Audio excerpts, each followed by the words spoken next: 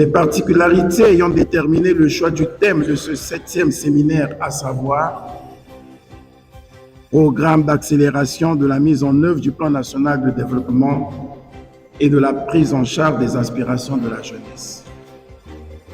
En résumé, les orientations du chef de l'État autour desquelles vont se structurer nos débats au cours de ce séminaire portent notamment sur la nécessité d'accélérer la mise en œuvre du plan national de développement 2022-2026, l'urgence de mettre en œuvre un programme de prise en charge de la jeunesse en cette année 2024, décrétée année de la jeunesse. Ces orientations et les particularités du contexte que je venais d'évoquer tantôt font obligation aux membres du gouvernement d'apporter des réponses concrètes aux attentes du président de la République et de la nation. Sur la base de toutes ces orientations, nous avons à élaborer un programme gouvernemental d'accélération de la mise en œuvre du plan national de développement 2022-2026 et de la prise en charge des aspirations de la jeunesse dans un contexte marqué par la précarité des ressources, les turbulences inflationnistes et la poursuite du programme avec le Fonds monétaire international qui, en principe, arrive à terme cette année.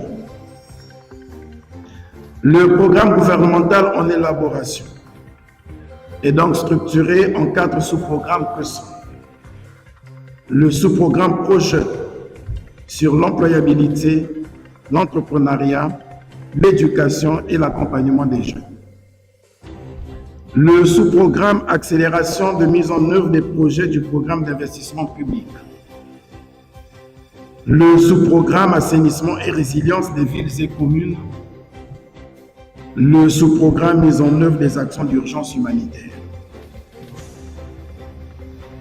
Ces sous-programmes sont également les sous-thèmes du séminaire qui vont focaliser les débats, auxquels il faut ajouter un 5e sous-thème portant sur la mobilisation des ressources en vue du financement du programme.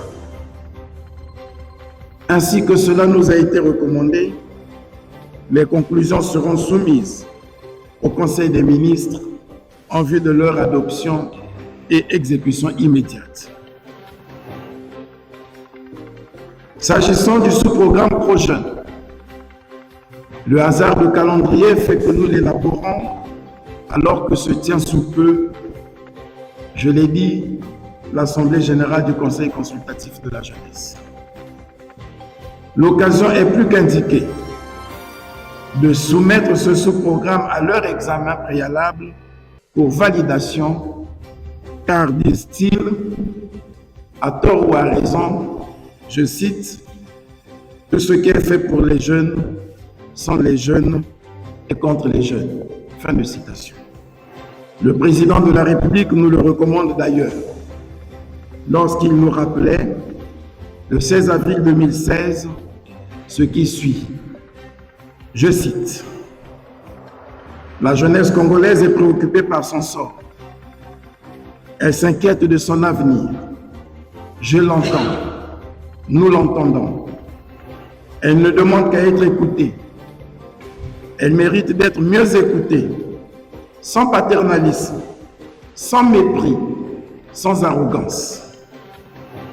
Elle demande à être associée à la recherche de solutions aux problèmes de la nation, surtout ce qui la concerne directement.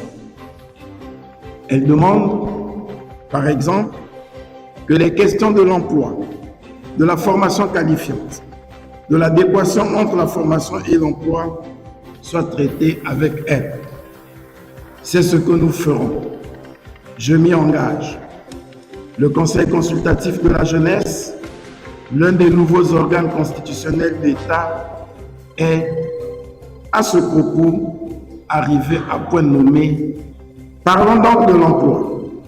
Justement, ayant constaté que la plupart des jeunes demandeurs d'emploi, qu'ils soient instruits, scolarisés ou non, ont tendance à rechercher un emploi salarié dans un secteur structuré, surtout dans la fonction publique, le président de la République nous enjoint d'inverser la tendance en donnant aux emplois de proximité, souvent dissimulés, le statut d'emploi protégé par l'État, bénéficiant d'une couverture sociale, des congés payés au même titre que le personnel du secteur formel.